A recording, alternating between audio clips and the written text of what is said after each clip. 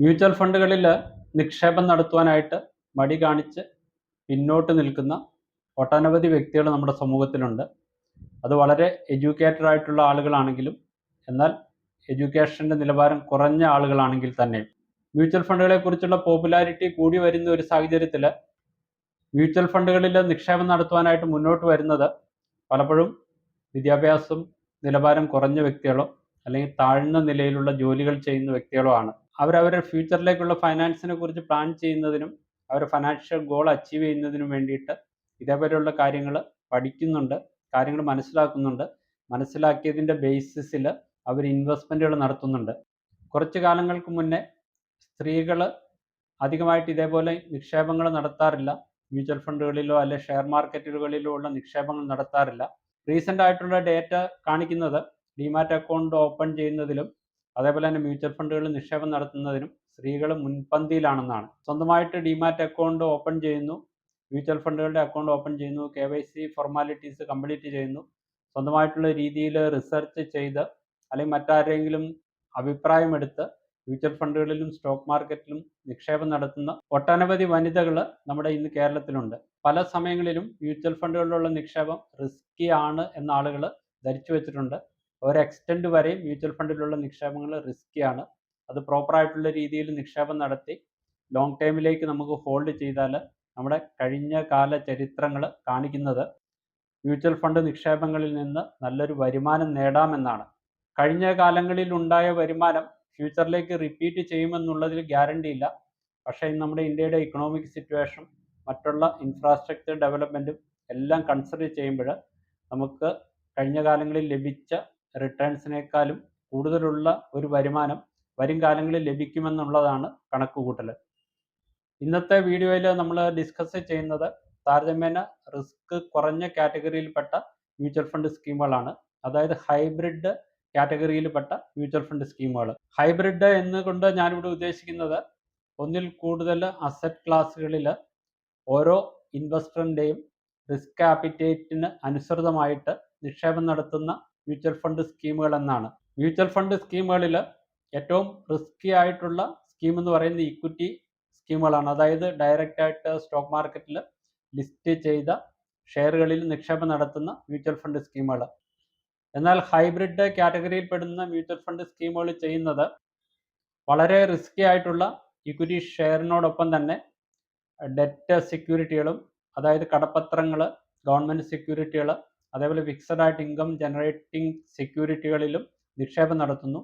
അതിനോടൊപ്പം തന്നെ ചില കാറ്റഗറിയിലുള്ള മ്യൂച്വൽ ഫണ്ട് സ്കീമുകൾ കമ്മോഡിറ്റികളിൽ, അതായത് ഡിജിറ്റൽ ഗോൾഡ്, ഡിജിറ്റൽ സിൽവർ, അതേപോലെ ഡിജിറ്റലായിട്ട് മാനേജ് ചെയ്യുന്ന റിയൽ എസ്റ്റേറ്റ് ഫണ്ടുകൾ, അതായത് റീറ്റ്സ് എന്ന് പറയും, ഓവർസീസ് മാർക്കറ്റിലുള്ള നിക്ഷേപങ്ങൾ, ഇതെല്ലാം മിക്സ് ചെയ്തിട്ട് മൾട്ടി അസറ്റ് കാറ്റഗറിയിലും ഫണ്ടുകൾ ഓപ്പറേറ്റ് ചെയ്യുന്നുണ്ട്. ഏതൊക്കെയാണ് ഹൈബ്രിഡ് കാറ്റഗറിയിൽ പെടുന്ന ഫണ്ടുകൾ എന്ന് നമുക്ക് പരിശോധിക്കാം. അഗ്രസീവ് ഹൈബ്രിഡ് ഫണ്ടുകൾ താരതമ്യേന കുറച്ച് കൂടുതൽ റിസ്ക് എടുക്കാൻ പറ്റുന്ന വ്യക്തികൾക്കുള്ളതാണ്. ഈ ഫണ്ടിൽ ഏകദേശം 75% ലിസ്റ്റഡ് ഇക്വിറ്റി ഷെയറുകളിലാണ് നിക്ഷേപം നടത്തുന്നത്. ബാലൻസ്ഡ് ഹൈബ്രിഡ് ഫണ്ടുകൾ സാധാരണയായിട്ട് 50% ഇക്വിറ്റിയിലും 50% കടപ്പത്രങ്ങൾ പോലെയുള്ള റിസ്ക് കുറഞ്ഞ ഫിനാൻഷ്യൽ ഇൻസ്ട്രുമെൻറ്റുകളിലുമാണ് നിക്ഷേപം നടത്തുന്നത്. ഇക്വിറ്റി സേവിങ് സ്കീമുകളിൽ ഏകദേശം 35% ഡെറ്റ് സെക്യൂരിറ്റികളിലും ബാക്കി വരുന്ന 65% ഇക്വിറ്റി സെക്യൂരിറ്റികളിലുമാണ് നിക്ഷേപം നടത്തുക.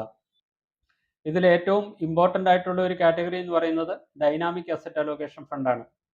ഡൈനാമിക് അസറ്റ് അലോക്കേഷൻ ഫണ്ടിൽ ഫിക്സഡ് ആയിട്ട് ഇക്വിറ്റിയിലോ അല്ലെങ്കിൽ ഡെറ്റിലോ എത്ര പെർസെൻറ്റേജ് ഇൻവെസ്റ്റ്മെൻറ്റ് നടത്തുമെന്നുള്ള കാര്യത്തിൽ വ്യക്തതയില്ല. കാരണം മാർക്കറ്റിൻ്റെ മൂവ്മെൻ്റ് അനുസരിച്ച് ഫണ്ട് മാനേജർ പ്രെഡിക്റ്റ് ചെയ്യുന്നതനുസരിച്ച് ഇക്വിറ്റിയിലും അതേപോലെ ഡെറ്റിലുമുള്ള ഇൻവെസ്റ്റ്മെൻറ്റിൻ്റെ പോർഷൻ വേരി ചെയ്തുകൊണ്ടിരിക്കും.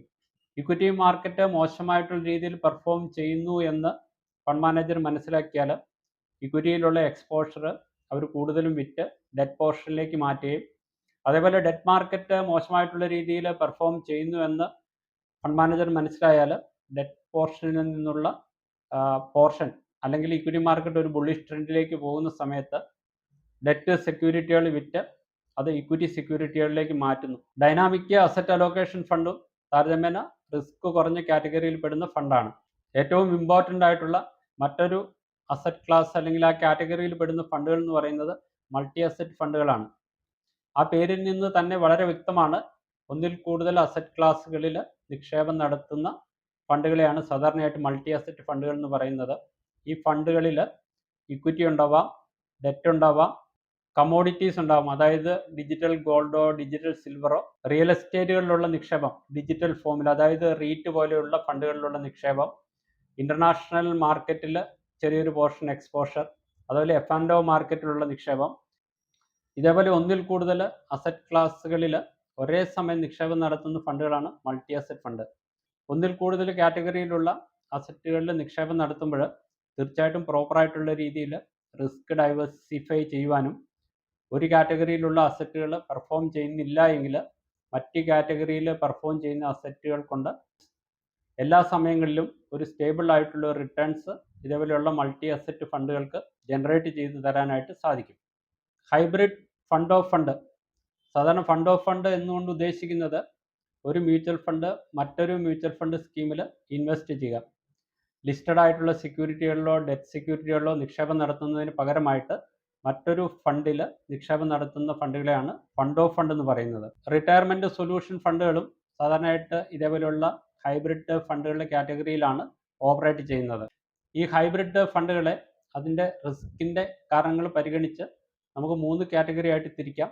അതായത് അഗ്രസീവ് ഹൈബ്രിഡ് ഫണ്ടുകളോ, ബാലൻസ്ഡ് ഹൈബ്രിഡ് ഫണ്ടുകളോ, കൺസർവേറ്റീവ് ഹൈബ്രിഡ് ഫണ്ടുകളോ.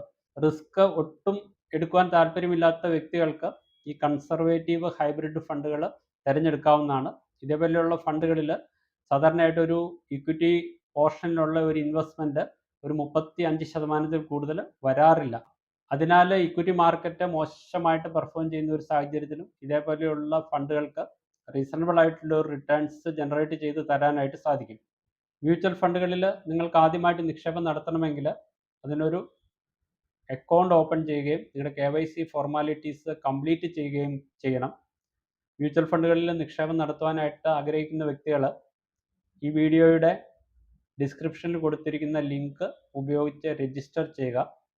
ആംഫി രജിസ്റ്റേർഡ് ആയിട്ടുള്ള ഒരു MFD നിങ്ങളുടെ ഇൻവെസ്റ്റ്മെൻറ്റ് ഒബ്ജക്റ്റീവ് കൺസിഡർ ചെയ്ത് നിങ്ങളുടെ റിസ്ക് ആപ്പിറ്റേറ്റ് അനലൈസ് ചെയ്ത് നിങ്ങൾക്ക് സ്യൂട്ടബിൾ ആയിട്ടുള്ള മ്യൂച്വൽ ഫണ്ട് സ്കീമുകൾ സജസ്റ്റ് ചെയ്യുന്നതും അതോടൊപ്പം തന്നെ ഓൺലൈനായിട്ട് മ്യൂച്വൽ ഫണ്ട് അക്കൗണ്ടുകൾ ഓപ്പൺ ചെയ്യാനായിട്ട് നിങ്ങളെ ഹെൽപ്പ് ചെയ്യുന്നതുമാണ്. മ്യൂച്വൽ ഫണ്ടുകളിൽ നിക്ഷേപം നടത്തുവാനായിട്ട് സീരിയസ് ആയിട്ട് ആലോചിക്കുന്ന വ്യക്തികൾ മാത്രം രജിസ്റ്റർ ചെയ്താൽ മതിയാകും. ഇതേപോലെയുള്ള ഹൈബ്രിഡ് ഫണ്ടുകളിൽ നമ്മൾ ഇൻവെസ്റ്റ്മെൻറ്റുകൾ നടത്തുമ്പം ശ്രദ്ധിക്കേണ്ട ഒരു കാര്യം ഇതിൻ്റെ ടാക്സ് ട്രീറ്റ്മെൻ്റ് ആണ്.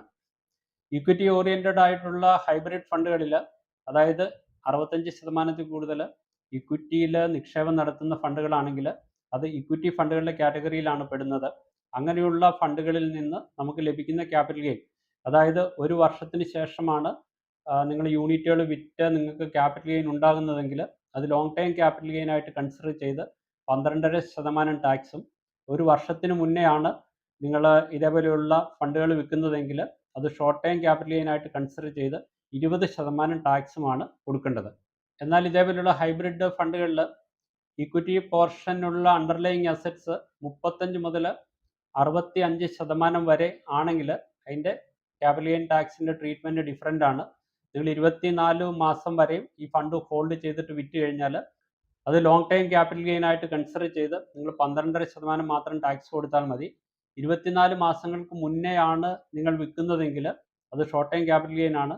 അത് നിങ്ങളുടെ ഇൻകത്തിൻ്റെ കൂട്ടത്തിൽ ആഡ് ചെയ്ത് നിങ്ങൾ ഏത് സ്ലാബിൽ ഇൻകം ടാക്സ് കൊടുക്കാൻ ബാധ്യസ്ഥരാണോ ആ സ്ലാബ് അനുസരിച്ചിട്ട് ടാക്സ് കൊടുക്കേണ്ടി വരും. വർഷത്തെ ഇതേപോലെയുള്ള ഹൈബ്രിഡ് ഫണ്ടുകളുടെ പെർഫോമൻസ് നമ്മൾ കൺസിഡർ ചെയ്താൽ JM അഗ്രസീവ് ഹൈബ്രിഡ് ഫണ്ട് ഏകദേശം 25% റിട്ടേൺസ് കൊടുത്തിട്ടുണ്ട്. അതിൻ്റെ എക്സ്പെൻസസ് റേഷ്യോ 0.66% ആണ്. HDFC ബാലൻസ്ഡ് അഡ്വാൻറ്റേജ് ഫണ്ട് 0.75% ആണ് എക്സ്പെൻസസ് റേഷ്യോ, ഏകദേശം 24% റിട്ടേൺസ് കൊടുത്തിട്ടുണ്ട്. Quant multi asset fund expenses ratio 0.62% ആണ്, ഏകദേശം 23% റിട്ടേൺസ് കൊടുത്തിട്ടുണ്ട്. ICICI Prudential multi asset fund ഏകദേശം 21%, ICICI Prudential equity and debt fund 20%, Edelweiss aggressive hybrid fund 19%, ICICI Prudential retirement fund hybrid aggressive plan ഏകദേശം 19%, Kotak multi asset allocation fund of fund ഏകദേശം 19%മാണ് കഴിഞ്ഞ 3 വർഷം നേടിക്കൊടുത്തിരിക്കുന്ന returns. ഏത് റിസ്ക് കാറ്റഗറിയിലുള്ള വ്യക്തികൾക്കും യഥേഷ്ടം തിരഞ്ഞെടുക്കാനായിട്ട് മ്യൂച്വൽ ഫണ്ടുകളിൽ ഒട്ടനവധി സ്കീമുകളുണ്ട്. അപ്പം മ്യൂച്വൽ ഫണ്ടുകളിൽ നിക്ഷേപം നടത്തുന്നത് റിസ്കി ആയിട്ടുള്ള ഒരു കാര്യമാണ്. പണം നഷ്ടപ്പെടുമെന്ന് നിങ്ങൾ പലരും തെറ്റായി ധരിച്ചു വെച്ചിട്ടുണ്ടാവാം. എങ്കിൽ നിങ്ങളുടെ റിസ്ക് ആപ്പിറ്റേറ്റിനനുസരിച്ച്, നിങ്ങളുടെ ഏജിനനുസരിച്ച് നിങ്ങൾക്ക് യഥേഷ്ടം തിരഞ്ഞെടുക്കാവുന്ന നൂറുകണക്കിന് മ്യൂച്വൽ ഫണ്ട് സ്കീമുകൾ ഇന്ന് ഇന്ത്യയിൽ ഓപ്പറേറ്റ് ചെയ്യുന്നുണ്ട്. ഞാൻ ഈ വീഡിയോയിൽ ചില മ്യൂച്വൽ ഫണ്ട് സ്കീമുകളുടെ പേരുകൾ മെൻഷൻ ചെയ്തു. ഇത് ജസ്റ്റ് ഒരു എഡ്യൂക്കേഷൻ പർപ്പസിന് വേണ്ടിയിട്ടാണ് ഈ കാര്യങ്ങൾ ഇവിടെ മെൻഷൻ ചെയ്തത്. ഇതൊരു ഇൻവെസ്റ്റ്മെൻറ്റ് റെക്കമെൻഡേഷൻ ആയിട്ട് കൺസിഡർ ചെയ്യരുത്. മ്യൂച്വൽ ഫണ്ടുകളിലുള്ള നിക്ഷേപം വളരെ റിസ്കി ആയിട്ടുള്ളൊരു നിക്ഷേപമാണ്. നിങ്ങൾ നിക്ഷേപം നടത്തുന്നതിന് മുന്നേ ആംഫി രജിസ്റ്റേർഡോ അല്ലെങ്കിൽ സെബി രജിസ്റ്റേർഡ് ആയിട്ടുള്ള ഒരു വ്യക്തിയുടെ അഭിപ്രായം എടുത്തതിന് ശേഷം മാത്രം നിക്ഷേപങ്ങൾ നടത്തുക. ഇതേപോലെ ഉപകാരപ്രദമായിട്ടുള്ള 1200ഓളം വീഡിയോകൾ നമ്മുടെ യൂട്യൂബ് ചാനലിൽ പോസ്റ്റ് ചെയ്തിട്ടുണ്ട്. ഈ ചാനലിൽ പോസ്റ്റ് ചെയ്യുന്ന വീഡിയോകൾ യഥാസമയം നിങ്ങളിൽ എത്തണമെങ്കിൽ ഈ ചാനൽ സബ്സ്ക്രൈബ് ചെയ്യുക, ഈ വീഡിയോ ലൈക്ക് ചെയ്യുകയും മറ്റുള്ളവരുടെ അറിവിലേക്ക് വേണ്ടിയിട്ട് ഷെയർ ചെയ്യുകയും ചെയ്യുക. ഇതേപോലെ യൂസ്ഫുള്ളും ഇൻഫോർമേറ്റീവുമായിട്ടുള്ള മറ്റൊരു വീഡിയോയുമായിട്ട് മറ്റൊരവസരത്തിൽ കാണുന്നവരെ നന്ദി, നമസ്കാരം.